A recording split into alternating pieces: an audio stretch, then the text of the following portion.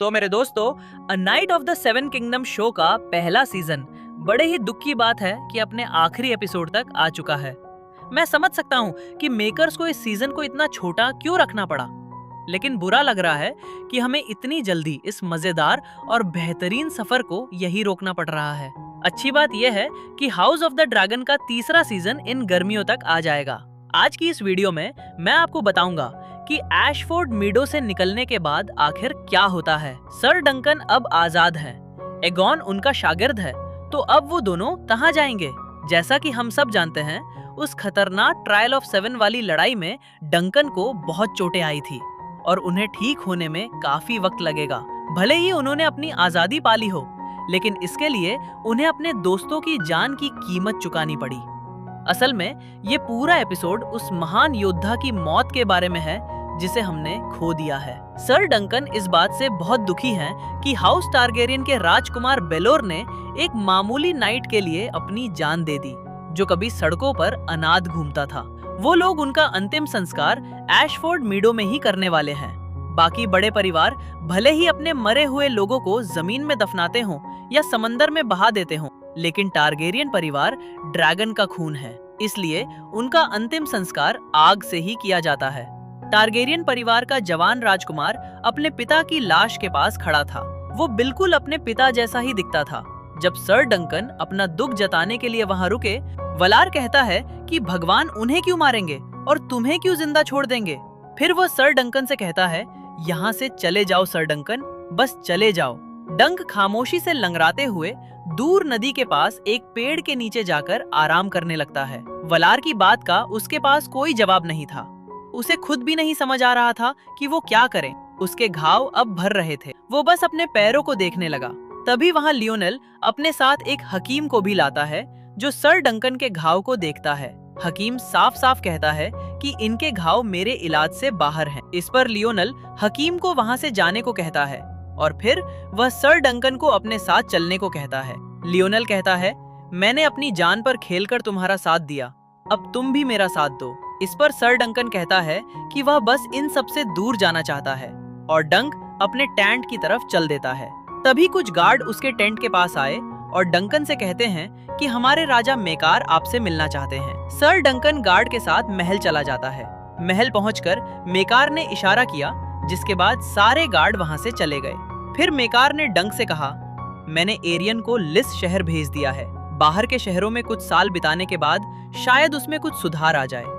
डंक खुश था कि एरियन यहाँ से चला गया है और वो चाहता था कि वो कभी वापस ना आए, लेकिन ये बात वो एक पिता से नहीं कह सकता था, इसलिए वो बस चुपचाप वहाँ खड़ा रहा। मेकार फिर डंक से कहता है कि कुछ लोग कहेंगे मैं अपने ही भाई को मारना चाहता था।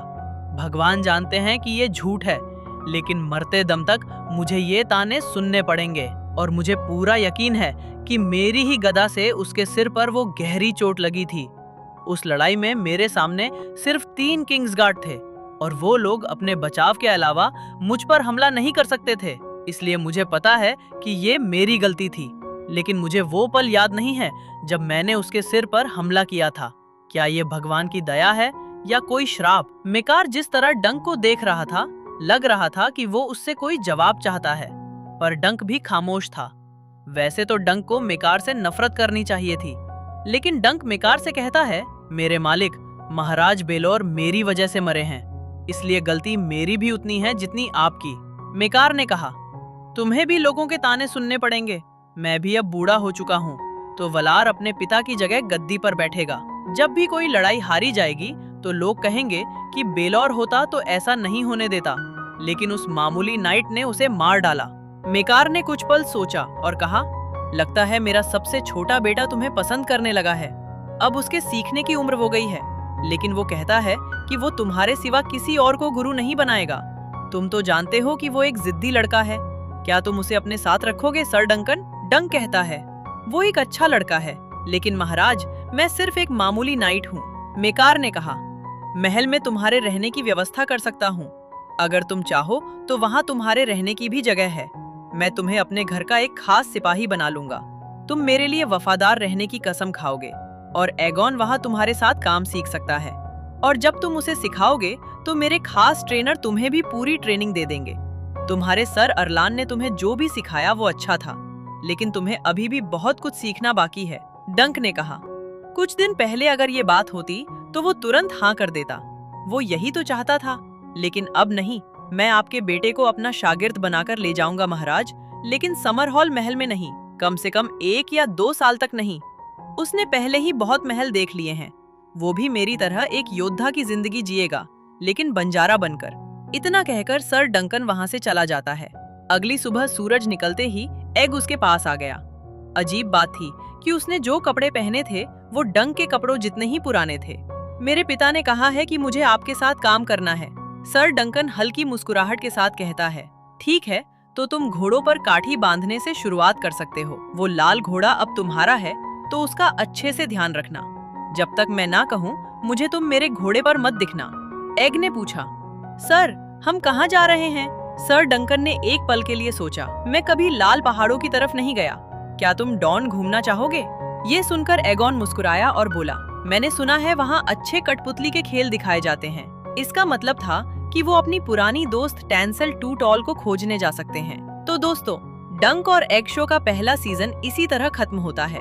अंत में हम देखते हैं कि मेकार अपने सैनिकों के साथ पूरे महल में एग को खोज रहा होता है।